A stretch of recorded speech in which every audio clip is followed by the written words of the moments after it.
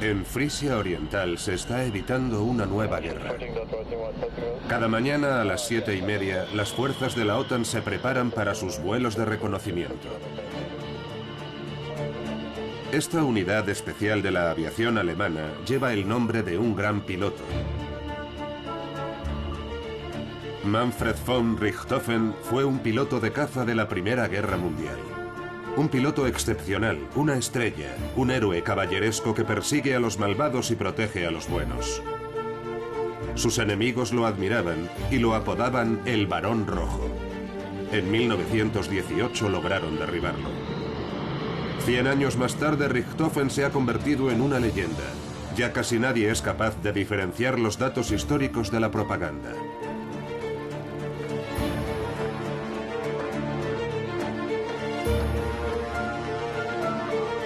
El Tercer Reich manipuló sin escrúpulos al legendario Richthofen. Los nazis ya no están, pero el mito sigue vivo. 70 años más tarde, un historiador consigue acceder en exclusiva al archivo nobiliario de la familia Richthofen. Y por primera vez puede ver documentos privados que son la clave de las oscuras pasiones y los deseos del Barón Rojo. ¿Quién fue Manfred von Richthofen? ¿Cómo se convirtió ese joven en una de las mayores leyendas de nuestro tiempo? Manfred von Richthofen, el Barón Rojo.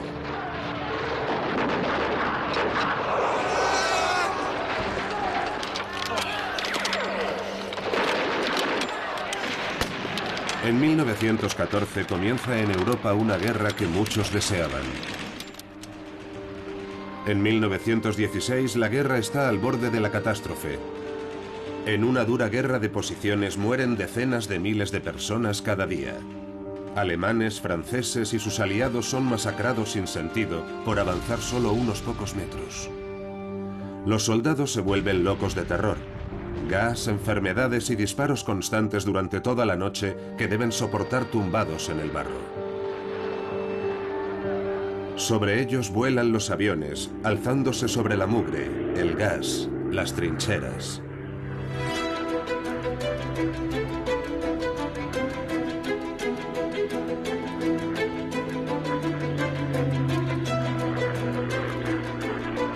Los hombres que pilotaban esas cajas de lona pronto se convirtieron en los héroes de la guerra.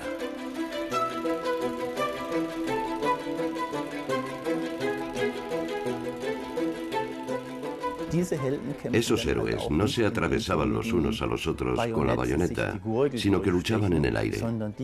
Eran como aves de presa que luchaban y al final ganaba el mejor. El mejor de todos era un noble alemán, el barón Manfred von Richthofen. Cuenta en su expediente con 80 victorias. El joven aristócrata todavía es conocido como el Caballero del Aire. El apodo de Caballero del Aire viene de la forma en la que cumplía sus misiones, mostrando siempre humanidad y respeto por sus oponentes. En una muestra de confianza pintó su avión de rojo intenso. Los franceses lo conocían como Le Diable Rouge, el Diablo Rojo. Richthofen era también un héroe para sus enemigos. La prensa seguía sus hazañas y era respetado por sus equivalentes británicos o franceses o de otros países. Pertenecían a la misma casta, a la categoría social de los aviadores, que solían proceder de la aristocracia y defendían los mismos valores. El triplano rojo se convirtió en un símbolo. Richthofen era una estrella mediática que firmaba autógrafos. Richthofen escribió un libro presentado como autobiografía. En él describía su vida y sus victorias aéreas. ¡Oh, qué guapo es! Mira esta foto. A finales de 1917, la superestrella del Kaiser tiene admiradores en toda Europa. Estos héroes de la Primera Guerra Mundial, los pilotos de caza o los comandantes de submarinos, eran auténticas estrellas del pop. La admiración por Richthofen sigue muy viva en la actualidad y hay muchísimos resultados de búsqueda en Internet. Su contenido es siempre similar: un caballero de los aires, a veces con su bufanda de seda blanca y a veces sin ella, pero siempre con su avión rojo. En Australia, ya de pequeño, oía historias sobre ese piloto legendario. Con el paso del tiempo se hizo un hueco en los libros de historia más populares. Incluso estaba mencionado en las historietas de Snoopy. El título nobiliario alemán Freiherr suele traducirse como barón. El barón rojo es un producto exportable a todo el mundo, rojo intenso y con buen gusto. Nada de cascos prusianos ni temática nazi. En el mercado editorial el barón rojo es un clásico desde hace décadas. El contenido da igual, lo importante es el avión rojo en la portada. El archivo nobiliario de la familia Richthofen, muy ramificada, se encuentra en un palacio de la región de Osnabrück. El historiador Joachim Kastan se enfrenta al problema de crear una nueva variante de la famosa historia. Una gran editorial alemana le ha encargado un libro sobre Manfred von Richthofen, el Barón Rojo. Ha sido el primer historiador autorizado a acceder al archivo familiar. Lo primero que me pregunté fue, como historiador, ¿qué se puede escribir sobre Manfred von Richthofen? ¿Una simple historia de heroísmo? No hay un gran potencial ni científico ni emocional. Con el tiempo me di cuenta de que al observarlo más de cerca sí hay cosas que contar. Al final acabé escribiendo 300 páginas. Lo que Kastan descubrió en el archivo familiar fue una gran sorpresa. ¿Tendremos que reescribir la leyenda del Barón Rojo? Vayamos a los orígenes. Un chico cariñoso y guapo, de rostro casi angelical, se cría con sus padres aristócratas cerca de Breslavia, en Silesia. Pero esta infancia idílica terminó. A los 11 años dejó su casa para acudir a una escuela militar prusiana. Allí se formó como ulano, una unidad de élite de lanceros a caballo. Estaba destinado a una carrera militar. Cuando estaba en casa, su padre lo llevaba de caza, donde aprendía a matar. Manfred era un buen jinete y cazador, le gustaba disparar. Para sus padres, el hijo ideal. ¿Aprendió aquí lo que acabaría haciéndole famoso? Mi motivación inicial fue preguntarme, ¿cómo acaba uno siendo como Manfred von Richthofen? ¿Era un piloto de caza de manera innata? ¿O fue su formación la que lo hizo así? ¿De dónde venía su ambición? Tal vez incluso, ¿de dónde venía su fanatismo? ¿Cómo aproximarse a alguien que ya ha muerto? Richthofen dejó un libro, su autobiografía. Tuvo tanto éxito que se hicieron varias reediciones. Existen varias versiones de El avión rojo de combate, una de 1917, 1920 y 1933. Lo lógico sería pensar que son versiones idénticas, solo ediciones diferentes. Y es lo que pensaba yo al principio, pero no es así. Me quedé perplejo al ver que las ediciones no eran idénticas. Sobre todo la edición de 1933 fue un gran éxito. Tras la llegada al poder de Hitler, el libro de Richthofen alcanzó casi 1 millón de ediciones. En las primeras páginas nos encontramos con un prólogo lleno de emoción firmado por Hermann Göring. Durante mucho tiempo, Göring fue el segundo de Adolf Hitler. El Führer lo consideraba su paladín, su caballero fiel. De hecho, fue el aristócrata Göring el que introdujo a Hitler en la alta sociedad. En 1935, Hitler habló del legado sagrado de Manfred von Richthofen cuando bautizó la primera unidad de cazas de la Luftwaffe con el nombre de Escuadrón Richthofen.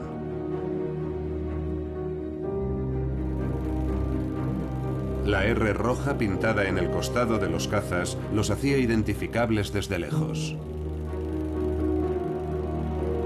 Richthofen estaba en todas partes durante el Tercer Reich. Escuelas y campamentos de las juventudes hitlerianas recibieron el nombre del héroe caído. Intentaban entusiasmar a los jóvenes por las batallas aéreas, por la guerra. A pesar de las prohibiciones del Tratado de Versalles, se buscaban pilotos dispuestos a morir por la patria. Cuando los nazis establecieron su régimen y su nueva Luftwaffe, Hermann Göring fue un auténtico símbolo. Había sido el último comandante del escuadrón de Richthofen. Es decir, Hermann Göring significaba la unión entre el antiguo escuadrón del mítico Richthofen y la nueva Luftwaffe. Göring se apropió del legado de Richthofen. Reconocía el potencial del Barón Rojo para su propia carrera y utilizó el cine. El constructor de aviones holandés Anthony Fokker creó un documento único: 2 rollos de material en 16 milímetros. Fokker, que también era aficionado a volar, grabó varias veces el escuadrón de Richthofen en el frente occidental. La última vez fue en agosto de 1918. Un año antes había grabado al mismo Barón Rojo. Estaba entusiasmado con el joven piloto de cazas y realizó las únicas filmaciones suyas que existen.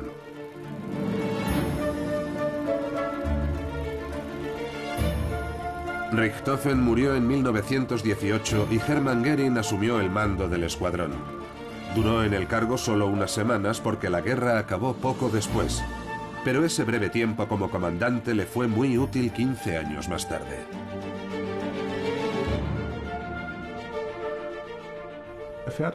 Utilizó la figura de Manfred von Richthofen para legitimarse y presentarse como el heredero del mejor piloto de cazas de la Primera Guerra Mundial. En 1914 Alemania luchaba en 2 frentes. Los franceses no se habían dejado invadir como estaba previsto y el avance alemán se estancó en una guerra de posiciones. Las tropas solo se mueven en el frente oriental. Allí fue destinado el joven oficial, pero su misión era patrullar por detrás de la línea del frente.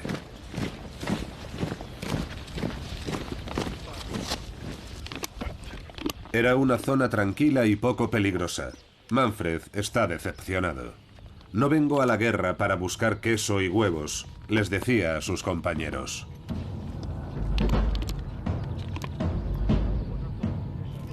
El progreso técnico abrió nuevas dimensiones en la guerra. Además de dirigibles, empezaron a utilizarse aviones recién diseñados para misiones de reconocimiento. Todos los países beligerantes experimentaron con aviones innovadores. Al comienzo de la Primera Guerra Mundial, Francia era el líder en Europa en aviación, también en número de aeronaves. Sin ninguna duda, cuando empezó la guerra era el país más avanzado. También fueron los primeros en derribar un avión enemigo. Un piloto francés derribó un avión alemán. Al principio, los pilotos de reconocimiento amenazaban a sus enemigos con el puño. Después empezaron a dispararse con pistolas. Pronto se instalaron ametralladoras. Gracias a su gran velocidad, los aviones finalmente se convirtieron en armas. Unas veces un país era el primero, otras veces era el segundo. Los ejércitos reaccionaban a los avances del enemigo. En 1915, con el monoplano Fokker, los alemanes desarrollaron un arma claramente superior a los aviones ingleses y franceses. El problema era el siguiente: solo se podía disparar hacia los lados o hacia atrás. La hélice impedía disparar hacia adelante. Solo algunos pilotos que tenían hélices protegidas con metal podían disparar hacia adelante. Entonces, Fokker diseñó un sistema que lo cambió todo: la ametralladora sincronizada. La hélice y la ametralladora estaban compenetradas de modo que se podía disparar entre las aspas sin dañarlas.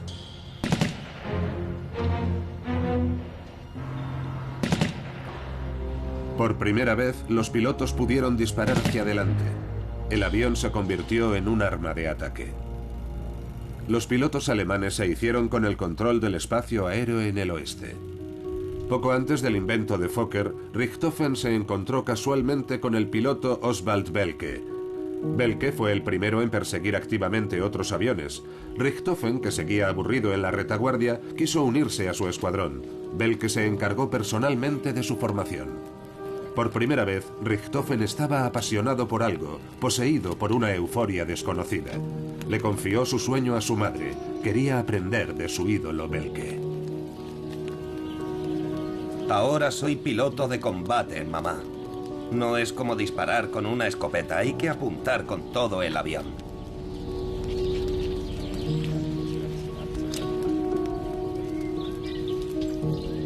Por fin había llegado el momento. Él se sentaba a los mandos del avión y el observador apuntaba a las personas en tierra. Para Richthofen, parecían de juguete. Bajamos a la menor altitud posible. Mi observador disparaba con la ametralladora sobre el enemigo. Nos divertimos muchísimo.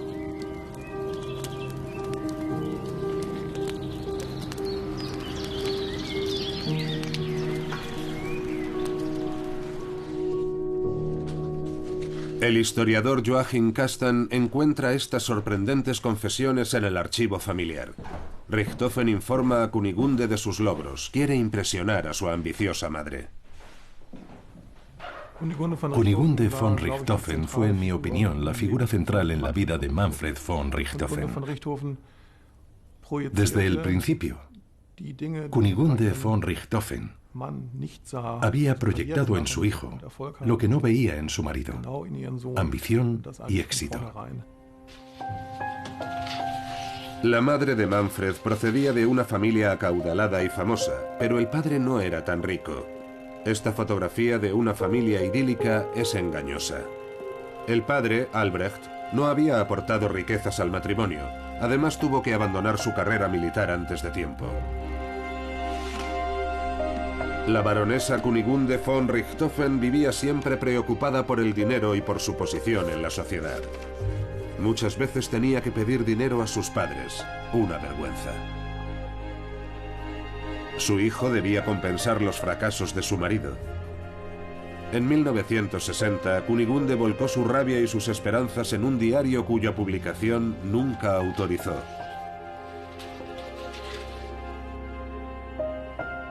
El historiador Kastan ha podido ver en exclusiva el diario.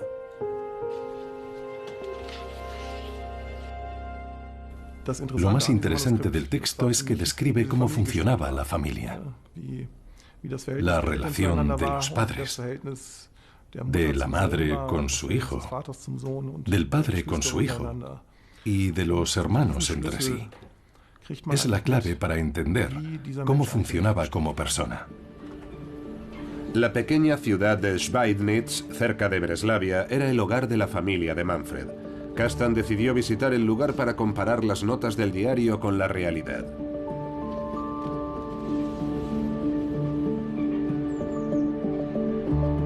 Hace 100 años, la ciudad polaca de Świdnica pertenecía a Silesia Interior y por lo tanto a la región oriental del Imperio Alemán. Acompañado de una intérprete, se reunió con Jerzy Gashiński, un historiador aficionado polaco que ha asumido la misión de proteger el recuerdo de los Richthofen en Świdnica. Jerzy lo lleva a la escuela donde Manfred estudió durante 5 años. A los 11 sus padres lo matricularon en la escuela militar de Wallstadt, situada a unos 50 kilómetros.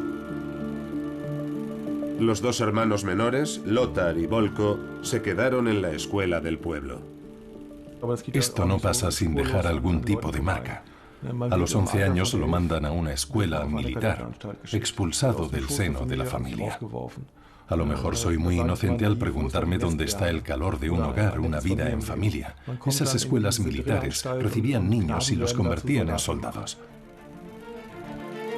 La formación dio sus frutos. En 1916, Richthofen ya era piloto en el frente occidental. Su mentor, Belke, sufrió un trágico accidente.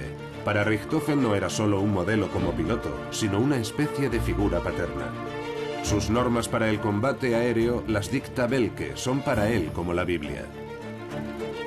Richthofen sale hasta 5 veces al día. La caza de los aviones enemigos se convierte en su gran pasión.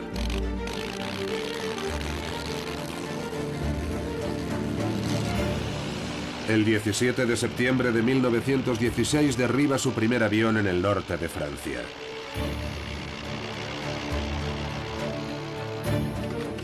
La lucha 1 contra 1 lo pone eufórico. 4 semanas más tarde cuenta ya con 5 victorias.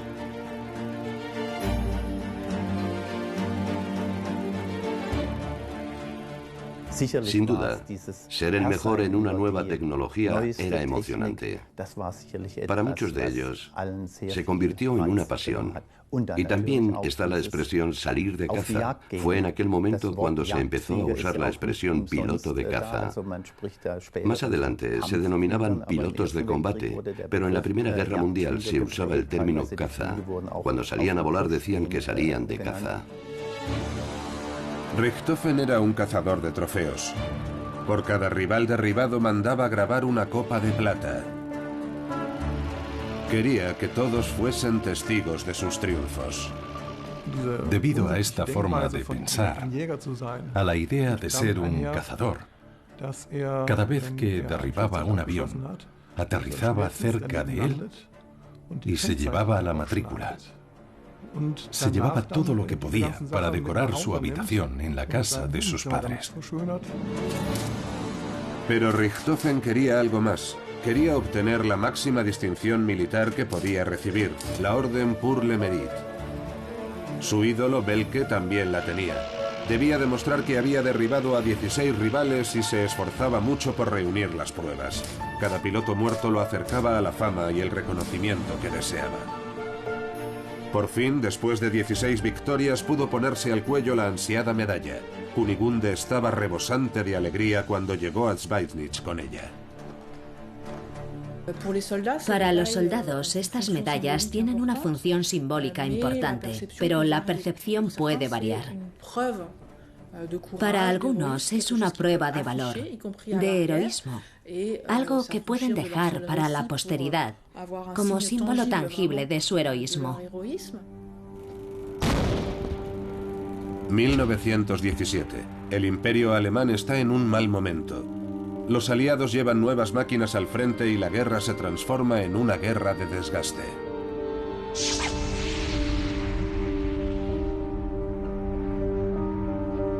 Los aliados reciben cada día efectivos nuevos y los soldados alemanes se encuentran frente a un rival motivado y poderoso.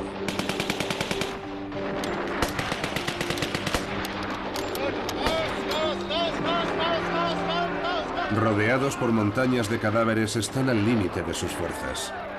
En marzo de 1917, el alto mando supremo alemán retira sus tropas hasta la llamada Línea Sigfrido.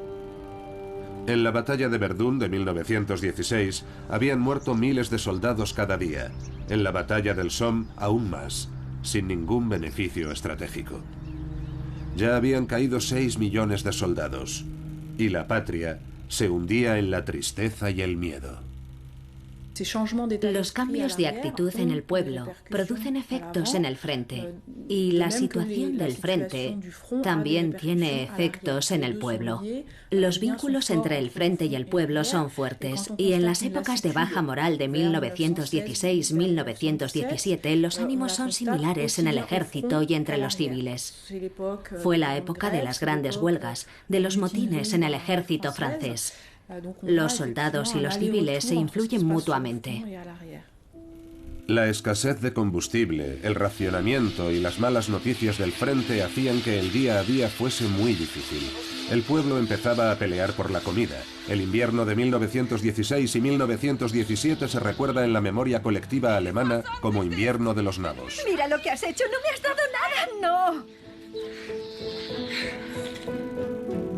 Aunque 2 años antes en casi todas las naciones europeas se sentía el entusiasmo por la carrera armamentística, en 1917 la sensación de derrota lo empapa todo.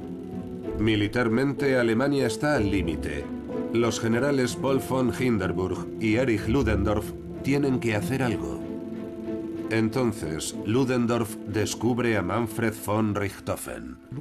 Ludendorff sabía que también tenía una batalla que ganar en el frente doméstico y sabía que necesitaba buena prensa y propaganda. Por eso se promocionó la figura de Richthofen. Para los hombres era un ejemplo de soldado. Para las mujeres era un hombre muy atractivo. Por eso le insistieron a Manfred von Richthofen para que escribiese su autobiografía. En la primavera de 1917 le concedieron un permiso. Debía escribir su libro en su casa de Schweidnitz. Richthofen cumple a la perfección todos los requisitos del héroe. Es noble dentro del sistema monárquico. Es un exitoso piloto de caza. Es joven. Y el pueblo admira sus actos heroicos. Posiblemente obtener 4.000 fotos aéreas de calidad en un vuelo de reconocimiento era 100 veces más importante que derribar un avión. Entre el pueblo nadie imaginaba lo que costaba obtener 1.000 fotos aéreas. Pero todos entendían lo que eran 20, 40, 60, 80 aviones. Pero Richthofen no es escritor. Su vida es el combate. La admiración de sus compañeros y de su madre le parecía más lejana que nunca. Se equivocaba. Cuando su éxito lo convirtió en un ídolo de su tiempo, con postales con su foto y firmas de autógrafos, Kunigunde von Richthofen se convirtió en la madre del héroe. Para todos era Kunigunde von Richthofen la madre del héroe. Manfred, la señora de la editorial. La editorial Ullstein envió una taquígrafa. ¿Le gustaría refrescarse después del viaje? No, gracias. Siéntese, por favor. Os dejaré solos. Richthofen no tiene interés por las mujeres. ¿Qué sabe usted de aviación? Nada. ¿Y qué sabe sobre el combate aéreo? Tampoco sé nada. Entonces déjeme que le cuente. Estoy muy cerca del enemigo. Y lo ataco desde atrás. Pronto lo tengo solo ante mí. No me lo pone fácil. Dispara muy bien. El viento nos desestabiliza a los dos durante el combate. El enemigo se da cuenta de que no es tan fácil como había pensado y se mete dentro de una nube. Yo disparo, él dispara. Sí, le he dado. Satisfecho vuelvo a casa para celebrar mi 33 cumpleaños. Solo la guerra y la caza le hacen sentirse vivo. La primera vez que consigo acercarme mucho, pulso el botón de la ametralladora. Hay un breve intercambio de disparos. El Nieuport se eleva y después se lanza en picado. Primero pensamos que era una acrobacia de las que hacen los pilotos franceses, pero no paraba de bajar y bajar. Yo nunca subo a un avión por placer, solo para aniquilar al enemigo.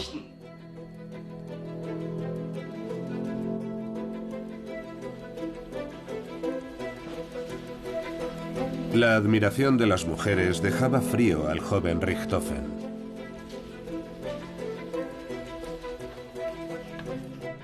Seguramente Manfred von Richthofen era un auténtico imán para las mujeres. Tuvo propuestas de matrimonio y cartas de amor, pero él nunca respondió.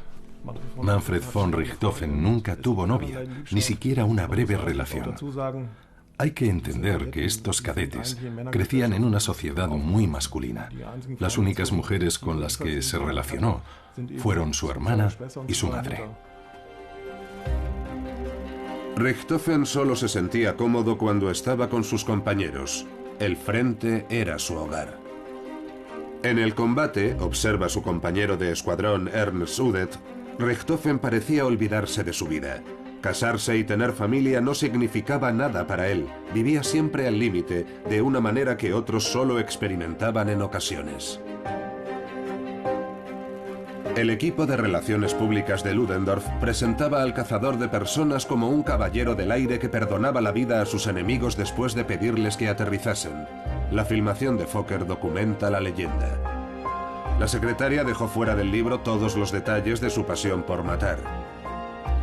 Allí sobrevuela el avión enemigo que ha hecho aterrizar y lo deja en paz. Su diario de guerra, mucho más objetivo, narra el mismo incidente de otra manera. Richthofen le siguió disparando cuando ya había aterrizado, hasta asegurarse de que estaba muerto. Richthofen estaba al mando de un escuadrón de caza de élite. Hizo pintar su propio avión de rojo intenso como provocación. Sus enemigos lo temían y lo conocían como el Diablo Rojo. Solo en abril de 1917, el escuadrón de Richthofen derribó 275 aviones enemigos. El 2 de junio de 1917, el propio Richthofen recibió un disparo en la cabeza, pero consiguió aterrizar. Lo enviaron de vuelta a Schweidnitz. Su herida se convirtió en una herramienta propagandística. Una foto con su enfermera dio lugar a especulaciones sobre su posible matrimonio. El historiador Kastan visitó con su colega polaco el antiguo palacete de los Richthofen. La familia la compró con una herencia. Tras la lesión de Richthofen, el alto mando militar se encargó de llevar la prensa a Schweidnitz. El tono de la propaganda insistía en que incluso la familia Richthofen debía hacer sacrificios. Son las escaleras. No me lo creo. Qué emocionante. Estas cabezas de león debían causar un efecto representativo. Aquí está la puerta. Y ahí la cabeza de león. La cabeza de león es original. Aquí vivían todos. Manfred con la herida en la cabeza. Kunigunde seguía aquí. Ilse también vivía. Volko era joven. Lothar sigue vivo. Albrecht también. Esta es la última foto de familia, la única. Esta cinta sujeta la venda sobre la herida, que todavía no está bien curada cuando Manfred vuelve al frente. Sus camaradas y su fiel perro Moritz lo reciben. La cámara de Fokker vuelve a estar ahí. Richthofen es feliz en el frente, bromea, juega con el perro. Todos están felices. Pronto volverá a salir de caza, pero con poco éxito. Su avión ahora es muy lento. Los aliados tenían motores con el doble de revoluciones que los motores alemanes. Por supuesto, para un avión de caza esto es un gran problema. ¿Qué podían hacer para competir? Intentaron compensar la falta de potencia con aerodinámica.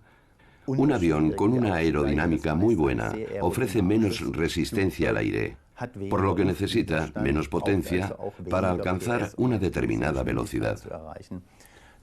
Desde ese momento, Alemania fue un país líder en investigación aerodinámica por la necesidad de competir con los aliados. El holandés Fokker a la izquierda en la película desarrolló un avión capaz de compensar esa falta de potencia. Un triplano desarrollado a partir del Sopwith Triplane. Su increíble maniobrabilidad era a la vez una ventaja y un inconveniente. Era perfecto para maniobrar en combate, pero requería una gran habilidad. Muchos pilotos se estrellaron tras la introducción del DR-1 en otoño de 1917. Pero Richthofen no tardó en hacerse con el triplano. Como siempre, mandó pintar de rojo su avión.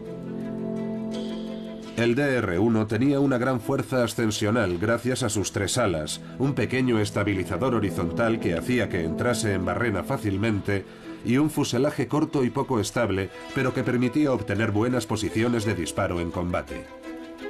Esta solución de emergencia se convirtió en un símbolo. El mito de Richthofen no sería posible sin el triplano rojo.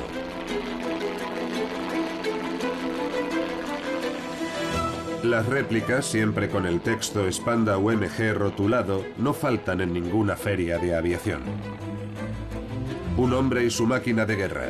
Hasta hoy, un símbolo de decencia, caballerosidad y honor.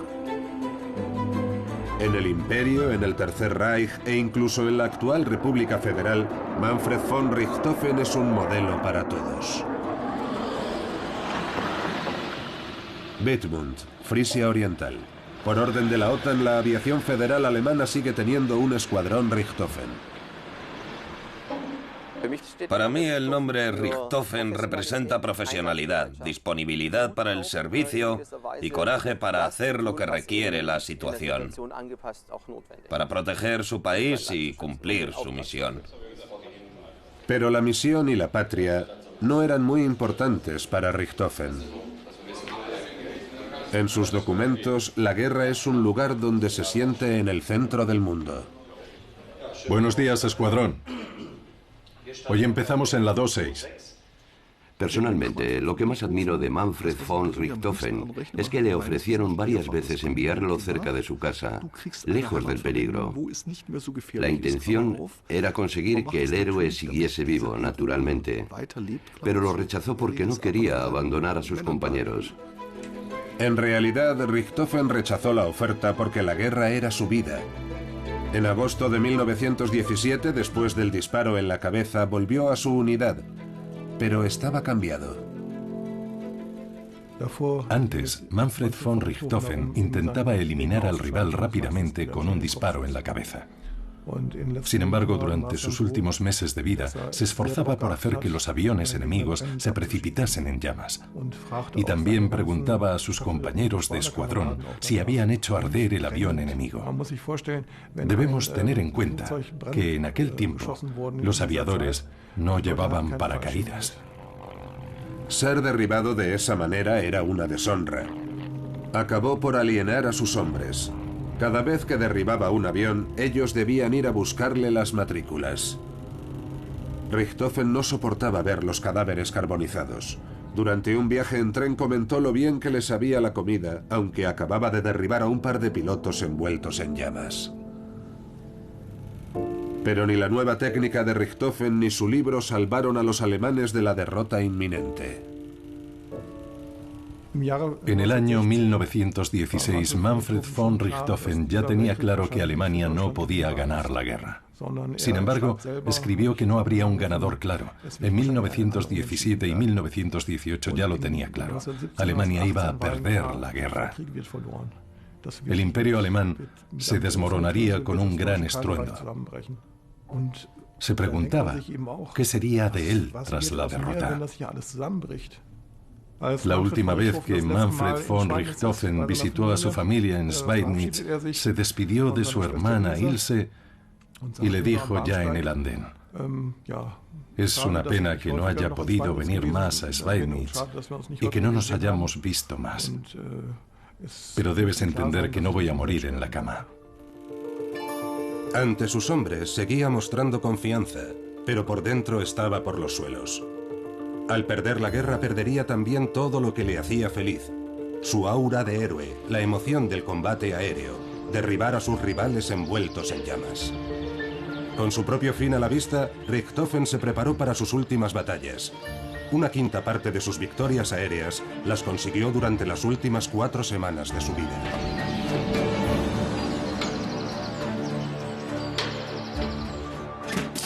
Manfred von Richthofen quiere llevarse consigo a todos los enemigos que pueda cuando muera.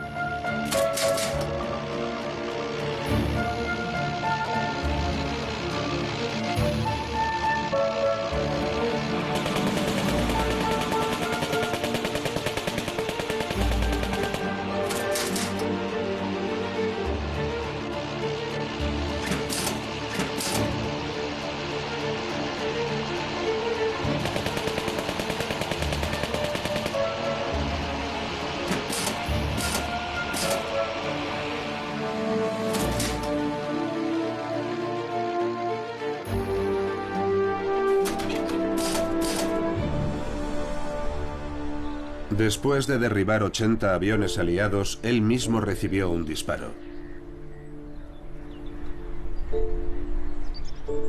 El 21 de abril de 1918 despegó del aeropuerto de Capy, en Francia. Tras una batalla aérea sobre el Valle del Somme, recibió un disparo en el fuselaje y murió en la cabina. Su muerte fue todo un acontecimiento. Colocaron su cuerpo sobre una tabla y lo fotografiaron como prueba. El Fokker rojo fue desmantelado como trofeo.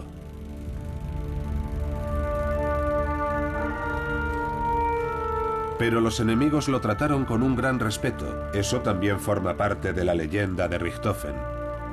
Lo enterraron con honores, como si fuese uno de los suyos, en el cementerio de Bertangle, al norte de Francia. El mito de Richthofen comenzó tras su muerte. Entre los héroes podemos diferenciar dos clases. Están los héroes cercanos, los amigos y conocidos que vuelven a casa con una medalla. Y después están los héroes extraordinarios, de los que habla la prensa. Esos son los más importantes porque, tratándose de una guerra industrial con ejércitos inmensos, estos héroes permiten destacar una figura con la que el pueblo pueda identificarse, algo que no permiten los ejércitos masivos. El mito del Barón Rojo creció aún más tras su muerte, no totalmente aclarada. Una posibilidad es la siguiente. Richthofen sigue a un piloto en prácticas por detrás de las líneas enemigas. El piloto canadiense Ray Brown se coloca tras él, dispara y acierta. Richthofen consiguió aterrizar en un campo y murió en la cabina. Brown afirmó durante décadas que él había derribado al Barón Rojo.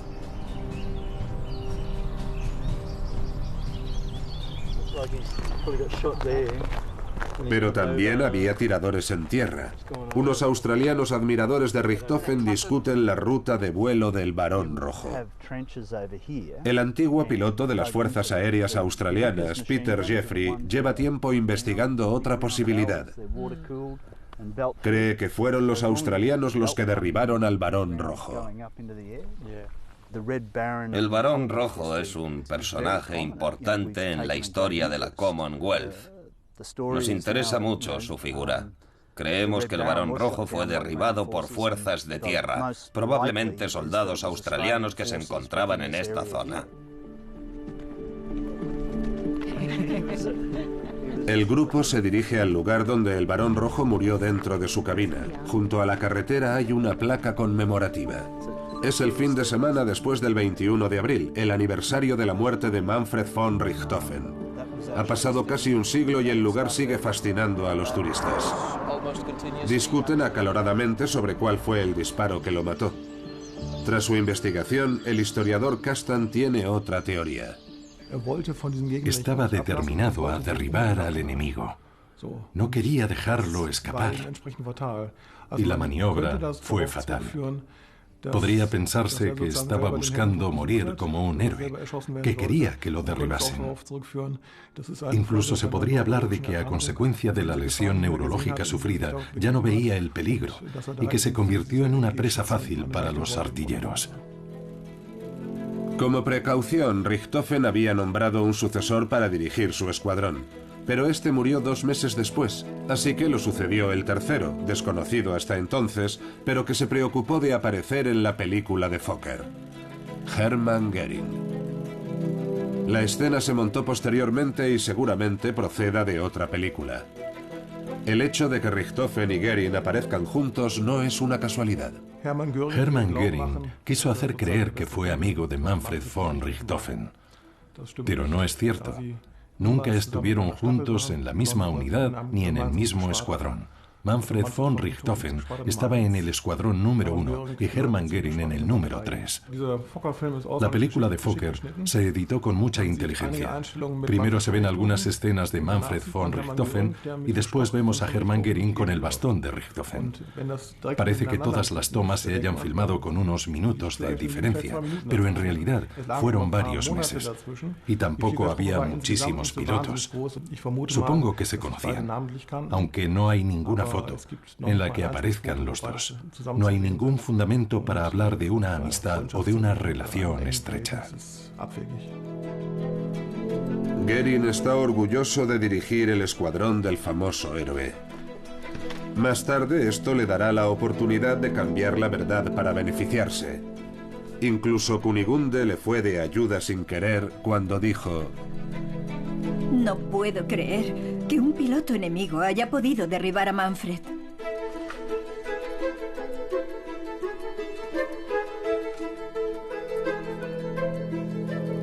Una frase a la medida de las necesidades propagandísticas del imperio.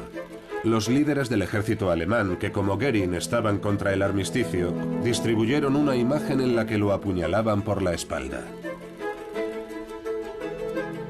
La leyenda de la puñalada por la espalda fue un elemento importante en la agresiva política del partido nazi.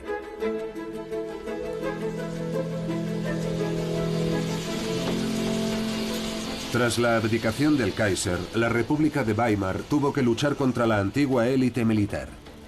Cuando la familia quiso trasladar los restos de Richthofen a Schweidnitz en 1925, los elementos conservadores aprovecharon para dar un golpe de efecto. En lugar de llevarlo a su pueblo, lo enterraron con gran pompa en el cementerio de los inválidos de Berlín.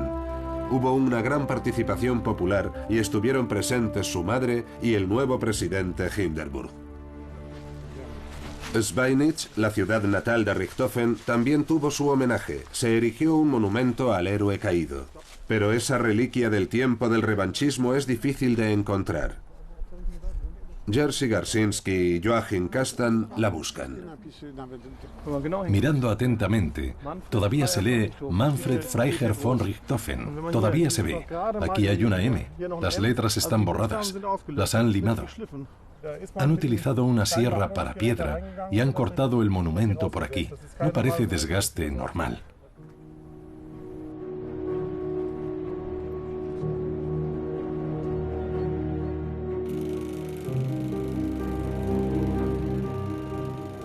...30 de enero de 1933... el partido nazi gana las elecciones. Alemania elige canciller a Adolf Hitler. Hermann Göring es el segundo hombre más poderoso del Estado. Pronto empezará a apoderarse del mito de Richthofen. Se presenta como su mejor amigo. Tras la muerte de Richthofen, era habitual verlo en la mansión de la familia. Ni Kunigunde von Richthofen ni nadie se dio cuenta de lo que tramaba. Göring prometió a la familia un museo dedicado a Richthofen en Schweidnitz. Aquí está Kunigunde limpiando los recuerdos de su hijo. Y esta es una foto de la inauguración. Kunigunde mira a la cámara. Hermann Göring quería acudir a la inauguración del museo, aunque tenía otro compromiso, pero envió un discurso grabado para el evento. Kastan no ha encontrado la grabación, pero sí el texto del discurso de Göring. Un discurso lleno de pasión nacionalsocialista que llega a su cumbre con la frase: Manfred von Richthofen fue en el sentido más profundo un nacionalsocialista. A cambio del museo, Göring pidió a la madre que le cediese los derechos sobre la autobiografía de su hijo. La tercera edición de El avión de combate rojo se publicó a finales del año 1933. El libro, con prólogo del mismo Göring, fue un éxito de ventas. El museo financiado por los nazis debía parecer un gran mausoleo. Todavía se conserva en gran parte.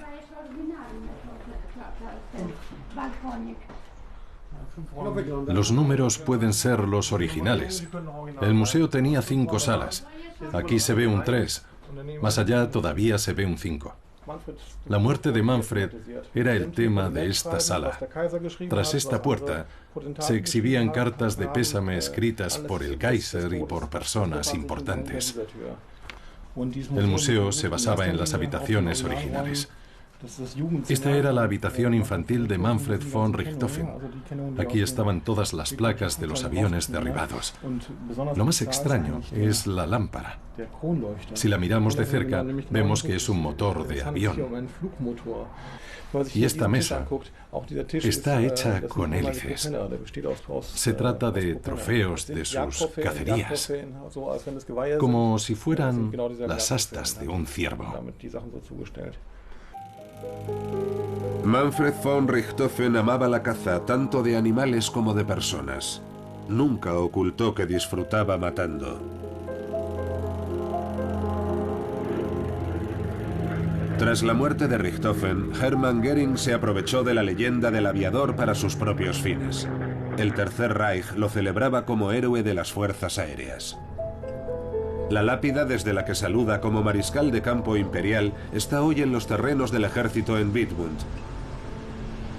Nadie habla de sus orígenes nazis. Más bien al contrario.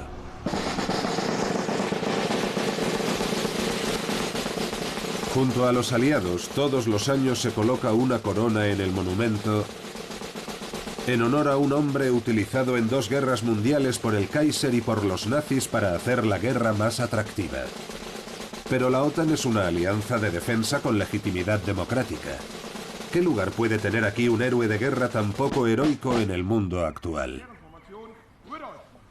El ejército federal forma parte de la alianza de la OTAN y opera con los aliados, pero naturalmente también intenta conservar una parte de los antiguos valores alemanes, por ejemplo los del tiempo de la Primera Guerra Mundial, y presentarlos para dejar claro que no solo Estados Unidos o Inglaterra son los grandes ejemplos, que hay lugar para los valores de todos.